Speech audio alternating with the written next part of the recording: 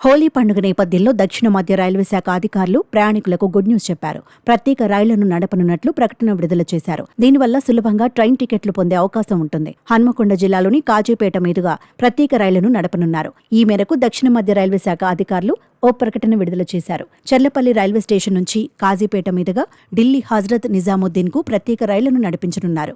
ఈ నెల 6 నుంచి 18వ తేదీ వరకు ఈ స్పెషల్ ట్రైన్స్ నడిపించనున్నారు.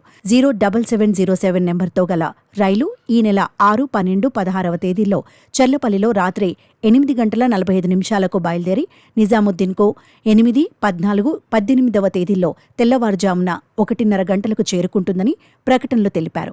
ఈ నెల 8, 14, 18వ తేదీల్లో 07708 నెంబర్ గల రైలు హజ్రత్ నిజాముద్దీన్లో తెల్లవారుజామున 3:15 బయలుదేరి మరుసటి రోజు ఉదయం 9:30 గంటలకు చర్లపల్లికి చేరుకుంటుందని తెలిపారు. కాజీపేట, రామగుండం, మంచిర్యాల జిల్లా, సిర్పూర్, కాగజ్నగర్, బల్లార్షా, చంద్రపూర్, నాగ్పూర్, రాణి, కమలపాటి, బీనా, ఝాన్సీ, అగ్రకాంట్, పాల్వాల్ రైల్వే స్టేషన్లలో ఈ రైలు ఆగుతుంది.